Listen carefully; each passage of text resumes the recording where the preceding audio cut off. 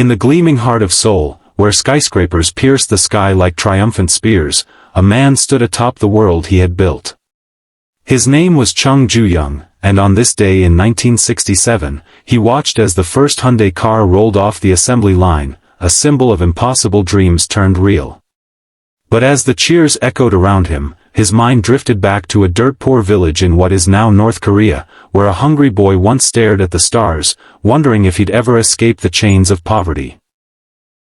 How did that boy become the founder of one of the world's mightiest empires? Stick around, because this is the story of grit, heartbreak, and unyielding hope. If you're inspired by tales that prove anyone can rise from nothing, hit that like button right now and subscribe to our channel for more English learning stories that touch your soul. Let's dive in. Born in 1915 in the remote village of Asan, in the Tongkon region of what was then Japanese-occupied Korea, Chung Ju-yung entered a world of unrelenting hardship. His family was dirt-poor farmers, scratching a living from the unforgiving soil. With 9 siblings, food was scarce, and young Ju-yung often went to bed with an empty stomach, the gnawing hunger a constant companion. His father, a stern but loving man named Chung Bong-sik, toiled from dawn till dusk, planting rice and barley, but the yields were meager. The Japanese colonial rulers imposed heavy taxes, leaving little for the family.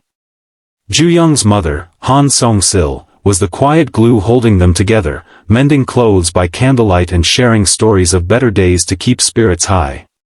From a young age, Ju-yung helped in the fields, his small hands blistered from pulling weeds and carrying water.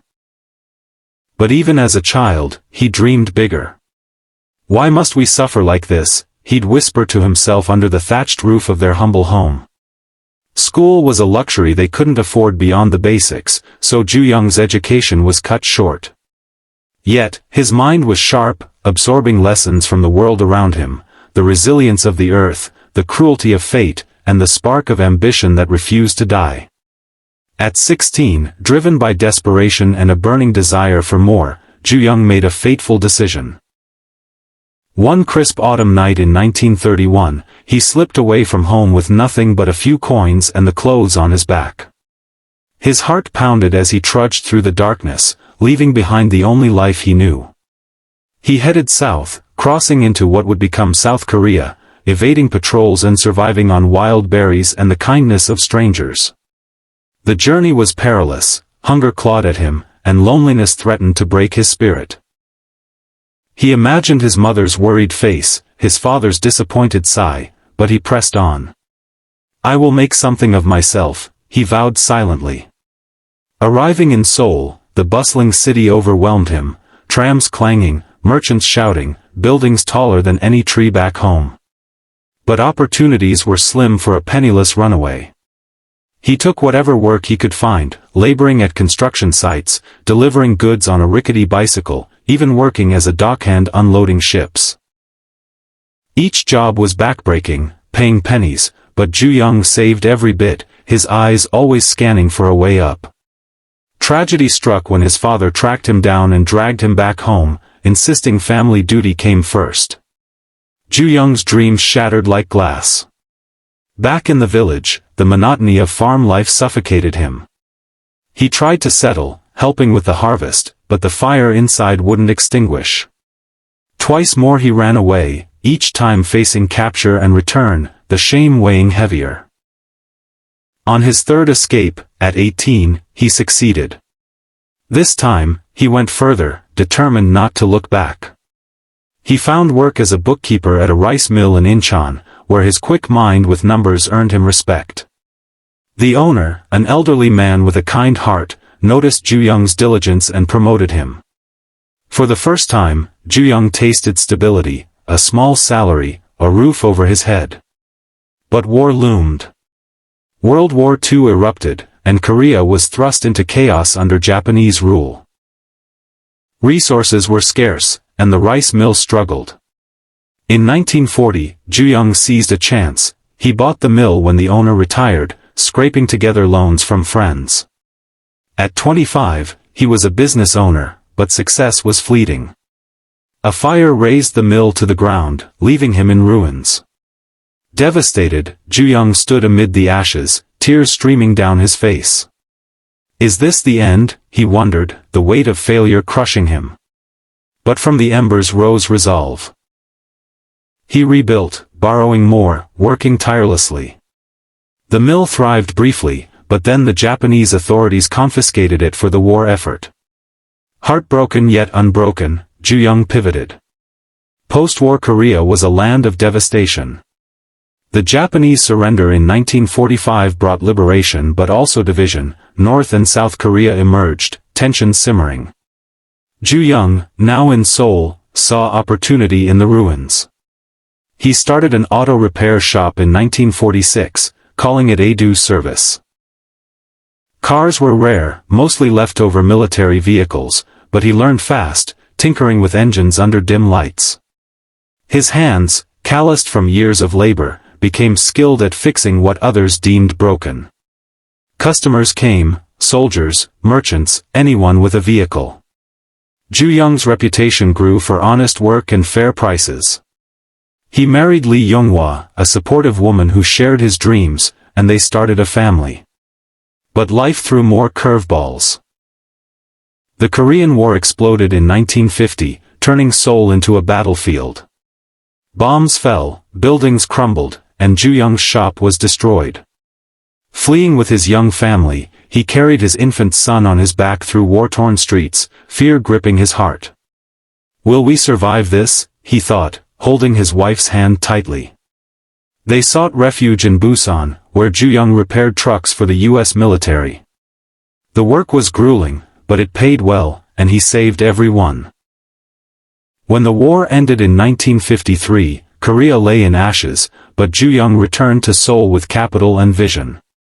In 1957, he founded Hyundai Engineering and Construction Company, named after the Korean word for modernity. Starting small, with just a handful of workers, they bid on reconstruction projects.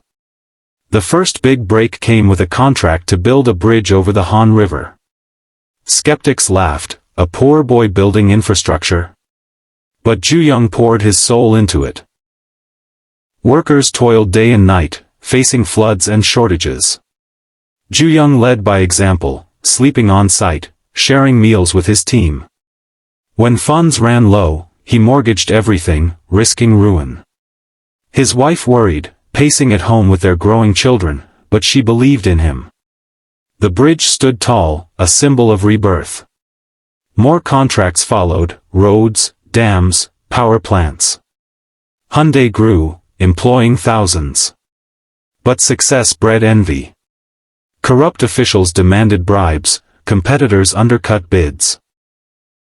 Ju-young faced betrayal when a trusted partner embezzled funds, nearly bankrupting the company. Sleepless nights followed, doubt creeping in. Have I come this far to fail? He confided in his wife, his voice cracking. She held him, reminding him of the boy who ran away thrice. He fought back, restructuring, innovating. Hyundai became Korea's largest construction firm, building landmarks like the Gyeongbu Expressway, connecting Seoul to Busan, a 428-kilometer artery of progress. Yet Ju-young dreamed bigger. In the 1960s, Korea's government pushed industrialization. Cars were imported luxuries. Ju-young saw a gap. In 1967, he founded Hyundai Motor Company, partnering with Ford initially to assemble vehicles. Challenges mounted, no expertise, limited technology, skeptical investors. Workers trained endlessly, but early models failed tests. Ju-young faced ridicule, a construction guy building cars? Impossible. Personal tolls hit hard. His health suffered from stress, and family time dwindled. One night, exhausted, he broke down before his son, Chung Ju-yung, who was just a teen. "Father, why push so hard?" the boy asked. Ju-young replied, tears in eyes, "Because I remember hunger, son. I build for a better tomorrow." Resolution came through perseverance. In 1976, Hyundai launched the Pony, Korea's first mass-produced car, designed in-house. It was affordable, reliable, and exported worldwide. Triumph. But the oil crisis of 1973 threatened everything: fuel shortages, economic slump. Ju-yung diversified: shipbuilding, electronics, heavy industry. Hyundai became a chaebol, a conglomerate empire. The 1980s brought global expansion. Hyundai ships sailed oceans, cars raced markets. But political turmoil in Korea, coups, protests, shook foundations. Ju-yung navigated carefully, supporting democracy quietly. Personal losses deepened emotion. His brother's death in an accident left him grieving, questioning life's fragility. Yet he pressed on, mentoring his sons, instilling values of hard work. In 1992, he ran for president, a bold move born of patriotism, though he lost. Retirement in 2001 didn't dim his spirit. He passed away that year at 85, leaving a legacy. As we circle back to that assembly line moment, remember, from a poor boy to Hyundai's creator, Chung Ju-young's life teaches that poverty isn't destiny. Face challenges with heart, resolve them with grit, and dreams flourish. If this story moved you, like this video, subscribe for more inspiring tales, and share your thoughts below. What's your impossible dream? Let's rise together.